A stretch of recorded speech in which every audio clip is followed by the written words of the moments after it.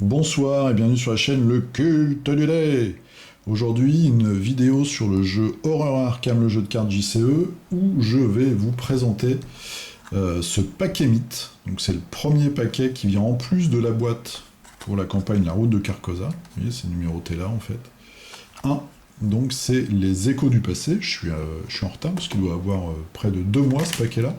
J'ai reçu cette semaine les deux suivants, donc le Serment indicible et le Spectre de la vérité, que je vais enchaîner en fait. Je pense que celui-là j'ai déjà regardé un petit peu, donc je ferai cette semaine, et puis celui-ci je le ferai peut-être le week-end prochain si j'ai un petit moment. Donc très rapidement, leurs présentations vont suivre, et puis ensuite on va enquiller sur la suite. Ça fait maintenant 2 mois que j'avais tourné le premier scénario, la suite de l'héritage de Dunwich, où on va retrouver Daisy, notre bibliothécaire, et Yorick, notre fossoyeur. J'espère qu'ils réussiront aussi bien les scénarios suivants que le premier. Alors, dans ce pack-là, les horreurs du passé, toujours avec une très belle illustration. Là, je ne peux pas vous donner le nom d'ailleurs de l'illustrateur parce qu'il n'est pas sur la couverture du pack. Donc on a un petit feuillet tout simple pour le scénario. Je vous montre, alors je ne vais pas du tout vous spoiler ce scénario-là.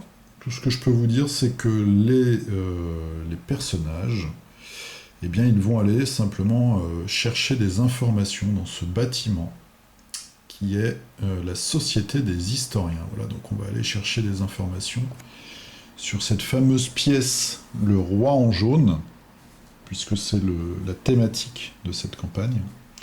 Vous voyez qu'on n'a pas beaucoup de cartes. Il y a tous les lieux, et puis il y a quelques cartes. Donc hop, si je les mets à l'endroit sans vous les montrer, voilà, il y a quelques cartes menaces, mais il n'y en a pas beaucoup. Il n'y a pas beaucoup de monstres.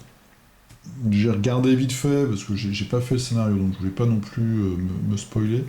J'ai l'impression qu'il y a une mécanique qui va jouer beaucoup sur les jetons d'intrigue. Voilà. Maintenant, je vais vous présenter les cartes. Alors, les cartes pour chaque classe. Vous allez voir, il y a deux... Donc, il y a des cartes classiques, qu'on va voir, et puis il y a 2 nouvelles types de cartes. Il y a ce qu'ils appellent les aplombs, donc ça, il y en a pour chaque classe. Et puis, vous allez voir les neutres. Vous voyez déjà, c'est des cartes un peu... elles sont désespérées, d'ailleurs, c'est le mot-clé désespéré. Il y a énormément d'icônes. Alors, on va se mettre en position. Ah oui, et puis il y a une dernière chose. Là, c'est moi qui vous demande une info. Ma précédente vidéo sur ce jeu-là, c'était à propos des 2 scénarios Print and Demons, là, qui est fait par FFG. Donc il y a le loup-garou, enfin le roux-garou, et puis aussi Venise. Ils les ont sortis en français il y a, je sais pas, 2 mois peut-être. Là, j'ai cru voir qu'elles étaient en rupture. Ça m'intéresserait de savoir si il va y avoir une réédition. Donc si quelqu'un a l'info, parce que moi j'ai du coup, j'ai la version en français et la version en anglais. C'est tout simplement pour savoir, parce que je vais revendre celle en anglais. Je pense. Parce que ça m'en fait 2 tout simplement. Donc si quelqu'un a l'info de me dire est-ce que là c'était vraiment un one shot en français de l'imprimer comme ça, ou si c'est quelque chose qui va être pérenne et qu'on va pouvoir se fournir de nouveau, dites-le moi. Comme ça me permettra moi de savoir ce que je fais avec mes packs anglais. Alors, en gros, si je les mets sur un site ricain ou si je les propose à mes amis sur le forum de la loge, quoi. Les cartes de classe de personnages. Alors, on va commencer par les gardiens. J'ai pas tout... Enfin, si, je vais toutes vous les faire. Ça va aller assez vite, vous allez voir. Première carte, sauvetage héroïque. Avec une chouette illustration. Le truc, c'est que des fois les illustrations sont un peu too much quand même, les gros monstres. Donc une illustration de Cynthia Shepard. Donc ça, c'est une carte rapide à jouer quand un ennemi non-élite devrait attaquer un autre investigateur dans votre lieu. Engagez cet ennemi et résolvez son attaque contre vous à la place. Ensuite, infligez-lui un dégât. Donc on se prend une attaque, mais on inflige un dégât. Donc ça, c'est dans la droite lignée de depuis quelques temps, on a des cartes comme ça pour les gardiens où on va prendre, comme dans les MMO, en fait, un rôle de tank. Bon, moi je joue pas trop, je joue pas dans cette optique-là. Donc je peux pas vous dire si il y a déjà des constructions de decks viables. En tout cas, ce que j'ai remarqué, c'est qu'on a de plus en plus de cartes pour assumer ce rôle. Et ensuite, donc on va avoir ce type de cartes-là, donc les cartes aplomb, vous voyez, c'est, excusez pour la caméra, c'est marqué ici, talent aplomb, pour chacune des classes. C'est des cartes à expérience, donc qui vont nous coûter 1 point d'expérience. Et là, elles coûtent 1 après, on a 2 icônes. Et en fait, il y a 2 choses. La première chose, c'est que vous voyez, et pour toutes ça va être vrai, on va avoir 1 point de santé mentale d'armure, on va dire. Et ce point-là, eh bien, les horreurs non directes doivent être assignées à entraînement au combat avant de pouvoir être assignées à votre carte d'investigateur. Donc on n'a pas le choix. Si on se prend une horreur, et que c'est pas une attaque directe, de toute façon les directs par définition elles vont directement sur le personnage, eh bien on doit jeter cette carte-là en fait, ça nous défausse cette carte. Et c'est des cartes en fait, on a déjà ce mécanisme-là dans pas mal, où on va dépenser une ressource pour gagner 1 point donc dans une caractéristique. Là pour les gardiens ça va être le combat ou la rapidité. Donc, vous voyez, on en a 2 et on va avoir ça pour chaque classe. Pour les chercheurs maintenant, donc moi c'est une carte que j'aime bien, celle-là, une carte de début de deck, donc elle coûte 1, il y a 2 icônes. Planche anatomique, c'est rapide, c'est à jouer lors du tour de n'importe quel investigateur, et c'est à jouer uniquement, par contre une petite limitation, quand votre santé mentale restante est d'au moins 5. C'est très cohérent avec la carte en fait, puisque on va choisir un ennemi non élite dans son lieu, et jusqu'à la fin du tour de l'investigateur actif, l'ennemi il perd 2 en combat et 2 en évasion. Donc ça veut dire qu'on a suffisamment de sang-froid, et on a suffisamment la tête sur ses épaules pour se souvenir de nos recherches occultes, et on va pouvoir informer notre collègue en lui disant attention là, il y a tel point faible, etc. Donc c'est une carte, même la limitation dans la carte en fait est très, très cohérente, et moi c'est ce que j'aime dans ce jeu là en fait. C'est ce côté un peu réaliste, on va dire, en tout cas de mécanique qui tiennent la route.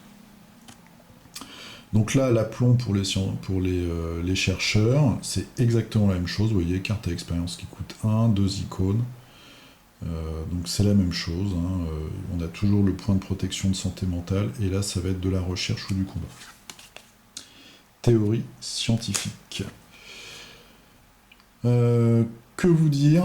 Moi j'aime beaucoup la classe des truands, et je trouve qu'on n'a pas de bol avec les dernières cartes qui sortent. Coup de poing américain, coup de 2, une carte de départ, un seul icône de combat en haut. Au coup de poing américain, bah, c'est sympa les coups de poing américains, mais action combattre, on fait plus un dégât, mais par contre l'ennemi gagne riposte. Donc une carte qui a strictement aucun intérêt. Elle coûte 2.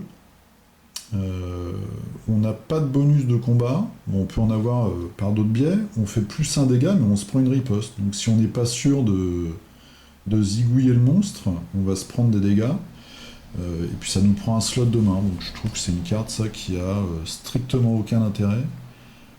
On verra, on aura peut-être une carte évoluée plus tard, je sais pas, mais celle-là est vraiment pas top. L'aplomb pour les truands c'est téméraire, donc vous voyez, toujours la même chose. Et là, on va gagner de la... je sais plus. De la volonté ou de la rapidité. Voilà. Les lanceurs de sorts. Une carte que moi, je connais pas trop. Faudrait vraiment que je monte un perso qui lance des sorts. C'est quand même super intéressant. Donc 2, carte de départ de deck, pas d'expérience. David Renfield. Tant que David a au moins une fatalité sur lui, on gagne 1 point de volonté. Action rapide, on incline David et on a le droit de placer une fatalité dessus. On gagne une ressource pour chaque fatalité sur David, il a 2 et 1. C'est évidemment un allié. Moi je déteste les fatalités par définition. Bon, voilà. Je sais pas. Je ne sais pas. Je pense que c'est une carte qui est valable dans le scénario justement de ce pack. Parce qu'il y a une mécanique sur les fatalités. qui est assez inhabituel, j'ai cru comprendre, sans jouer le scénario. Donc du coup, ce personnage-là peut être valable pour ce scénario-là. Alors, est-ce qu'ils font des cartes? J'ai l'impression qu'ils font ça aussi. C'est des cartes, des fois, qui sont destinées à des decks qu'on va construire quand on joue des scénarios indépendants. Donc on va extraire un scénario d'une campagne et on va le jouer en one-shot. Et donc du coup, on sait à quoi on s'attend, parce que je pense que la majorité des gens quand même essayent de jouer avant en campagne pour avoir le fluff et tout l'histoire. Du coup, on connaît le scénario, et on va essayer peut-être de le jouer, alors moi je suis pas assez doué, mais peut-être de le jouer en difficile, et du coup vraiment d'optimiser son deck pour ce scénario-là. Et ils nous sortent des cartes qui sont dédiées en fait au scénario. Donc, comme dans ce scénario-là, il y a un mécanisme sur les intrigues, on va avoir un personnage qui joue sur les intrigues. Bon, c'est une supputation que je fais, parce que sinon il y a des mécanismes pour gérer les intrigues, mais moi je trouve que c'est quand même super dangereux de s'en rajouter comme ça un peu pour le plaisir. La carte à plomb des jeteurs de sorts, elle est un petit peu différente des autres, dans le sens qu'elle ne vous rajoute pas un point contre une ressource, elle va vous rajouter un point, un +1 sur un lancer de sort contre une ressource. Mais sinon, c'est exactement le même système, avec ce moine potentiellement bouddhiste, sauf que quand on regarde bien, je vais essayer de vous faire un zoom sur la stèle, c'est un signe des anciens. Voilà. Ensuite, pour les survivants, une, d'après moi, très bonne carte, que je mettrais bien à Yorick d'ailleurs. Précieux souvenir, ça coûte 0, donc c'est une carte de début de campagne. Un ours. Donc on voit, c'est une babiole, je crois, ou un fétiche, je sais plus comment on dit. Tout ce que ça nous apporte, c'est 2 points d'armure mentale. Voilà. Mais ça coûte 0. Soutien. Monsieur Potterson a toujours dit à Wendy que les choses finiraient par s'arranger. Mais c'était un ours en peluche et il ne connaissait pas grand-chose. En tout cas, c'est un petit objet bien utile. Ça, voilà, c'est quelque chose que je pourrais intégrer, moi, dans un deck. Une petite armure comme ça qui coûte 0, c'est quand même bien sympa. L'aplomb, donc courageux, j'aime beaucoup l'illustration, là, avec cette jeune femme blonde, jeune ou pas d'ailleurs. Et les 2 yeux, comme ça, j'aime bien quand on voit pas. Dans Lovecraft, on voit pas vraiment les créatures. Donc c'est une illustration de Danny Hartel. Donc c'est la même chose, et pour les survivants, on va gagner de la volonté ou du savoir. Voilà. Puis toujours le point d'armure mentale. Évidemment, toutes les cartes que je vous montre, on les a en 2 exemplaires. On va finir, vous voyez, ça a été vite, on va finir avec les cartes neutres. Alors, les cartes neutres, elles sont toutes du même type. On va prendre celle-ci sur la volonté, donc faites vos prières. Carte neutre qui coûte 0, c'est une compétence, pardon. On va avoir 4 icônes de la même caractéristique, mais par contre il y a une limitation. Alors il y a 2 limitations. La première, c'est qu'on peut en attribuer une maximum par test de compétence. C'est compréhensible vu les 4 icônes. Et par contre, à attribuer un test de compétence uniquement si votre santé mentale restante est de 3 ou moins. Donc 1, 2 ou 3. Donc c'est désespéré, comme son nom l'indique.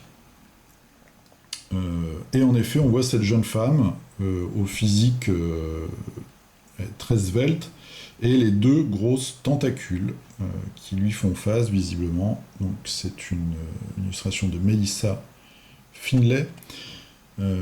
4 icônes. Mais voilà, il faut avoir une santé mentale, il faut être avancé dans l'aventure, ou alors un personnage avec une santé mentale qui peut être assez souvent basse. On a la même chose pour le savoir, recherche désespérée. On a la même chose pour le combat. Et là, en effet, attaque inconsidérée. Cette carte porte bien son nom.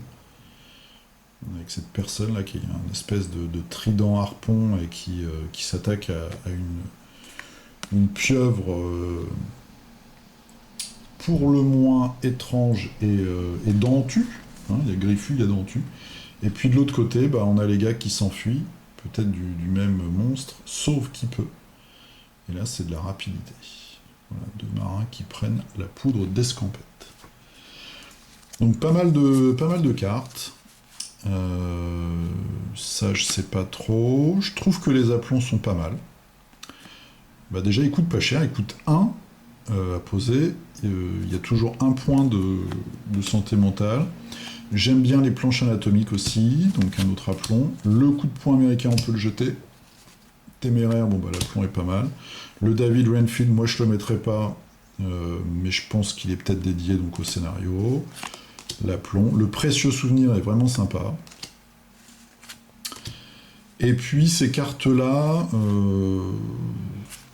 je sais pas trop. Je sais pas trop parce que ça prend. Vous la prenez au début de la partie dans la main. Bon, ça vous prend une place. On peut pas s'en débarrasser, sauf quand on doit défausser. Donc on se retrouve un peu bloqué. Ça dépend des personnages. Ou si vous avez, par exemple, vous pouvez la remettre dans un deck. Si vous avez un personnage qui a subi des traumatismes mentaux, par exemple, pendant la campagne. Faut que je revoie un petit peu comment on peut... S'il faut que je relise les règles, parce que mine de rien, ça fait longtemps que j'ai pas joué.